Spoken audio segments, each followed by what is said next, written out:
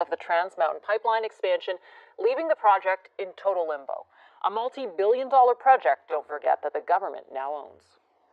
The CBC's John Paul Tasker is here to walk us through this decision and what it means. Hey, JP, nice to see you. Hey. So what is the decision and what does it mean? Well, can I just start by saying I can't emphasize enough just how much of a nightmare scenario this really is for the Liberal government. This 266-page ruling from the Federal Court of Appeal is not good news for the Liberal government, especially on the day where Kinder Morgan shareholders finally agreed to sell the thing to the federal government, right?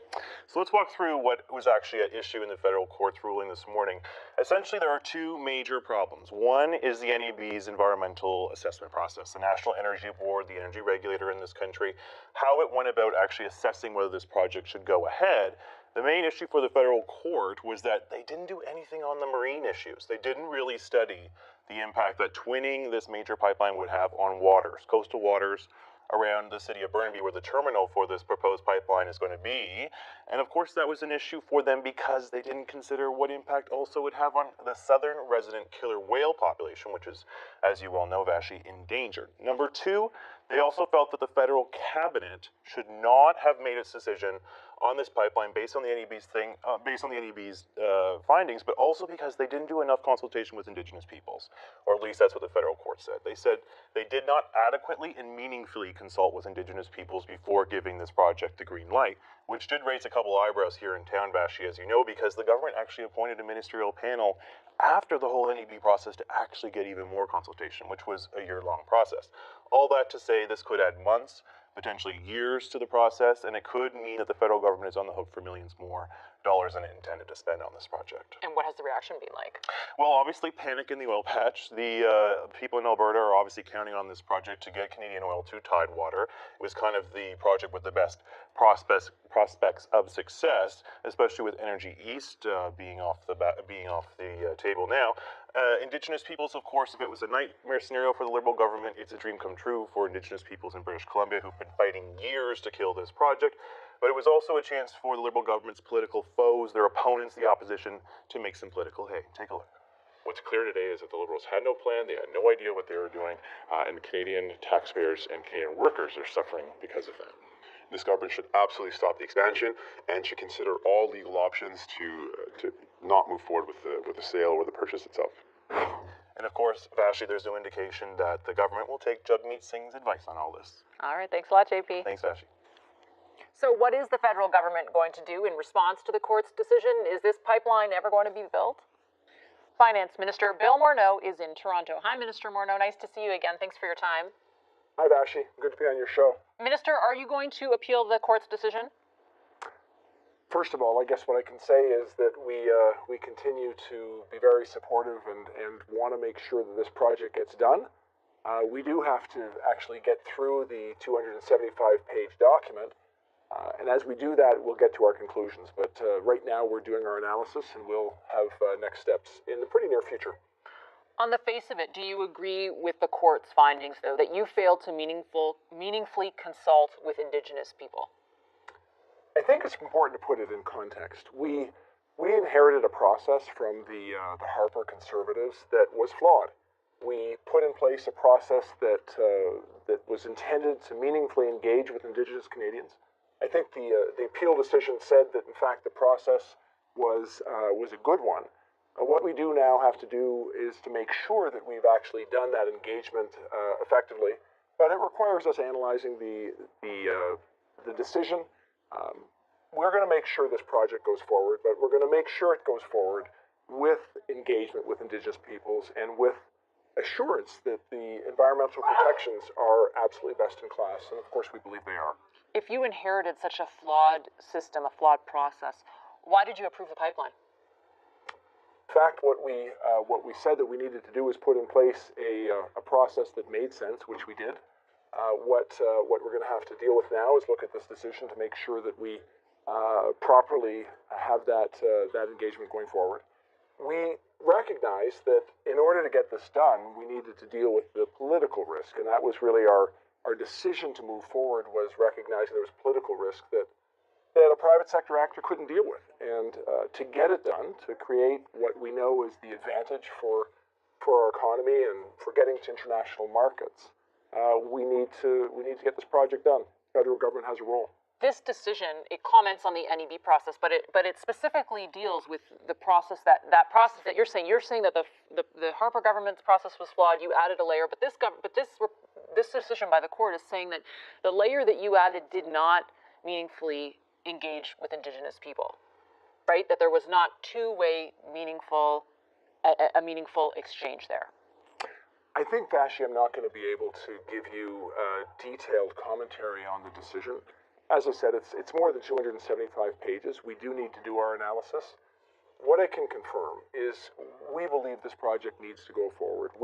If there wasn't an indication that we needed to go to international markets on a week like this week, we'll never have one. I mean, we see the necessity to diversify our markets, to get our resources to international markets, not just to the U.S. market. That's what we're working towards.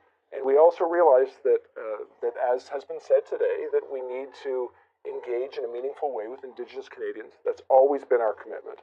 And we need to ensure that the environmental protections are there. But I'll remind you, this decision was taken before we put in place our Oceans Protection Plan on that front, which we see as having a really important impact on any environmental risks. So, look, we're going to have to take a close look at what this decision says. We're going to assure Canadians that we'll move forward with this project in a way that gets the benefits and deals with engaging meaningfully, so that we have the consultations required to move forward. It's not just this court's decision, though, that flagged that lack of engagement. In your own the report from your own ministerial panel, that process that you added to the one that the previous government used, there's a quote here: "There were common threads from presenters in every jurisdiction, even among those people who had negotiated benefit agreements and signed letters of support with Trans Mountain. Most said their rights were not respected and their concerns about impacts were ignored or at the very least minimized." So why didn't you take that into account when you decided to spend, $4 billion taxpayer dollars to buy this pipeline? We inherited something from the previous government. The Harper government did not get new pipelines to international markets. We looked at the scenario and said we've got to come up with a new consultation process that's more robust. We did that.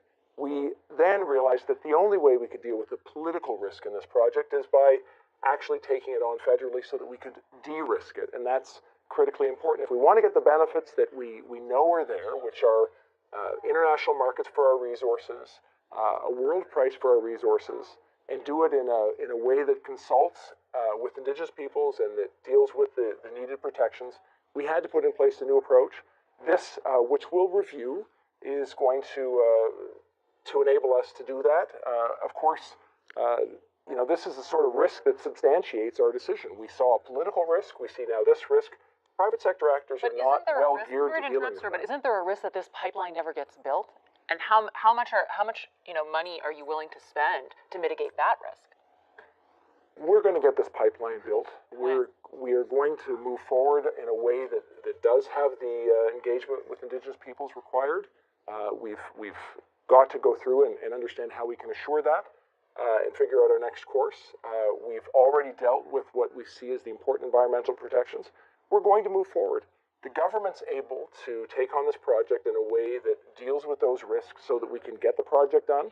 I think had we not purchased it, of course, those challenges might have been insurmountable for a private sector actor. But from our perspective, it's important, it's in the national interest, and we are committed to getting it done. Is the government, though, not in a position of conflict now if this pipeline expansion comes back on Cabinet's table to see if it should be approved again?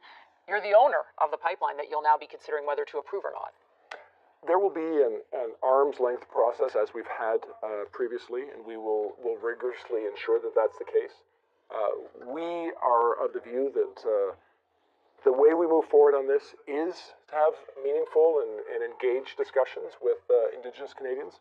We need to look at what the challenges are in that regard from the decision, and we will do that. But what is arm's length about owning the pipeline you then have to decide whether to approve?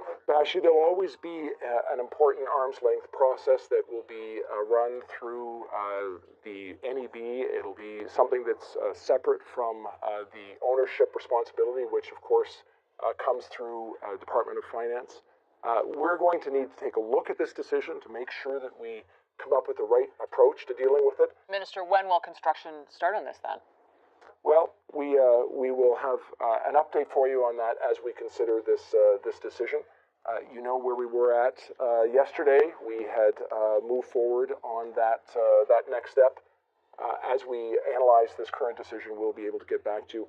Our approach will be to respond promptly, as the court asked us to do, and they gave us some direction on how we could do that in a way that would be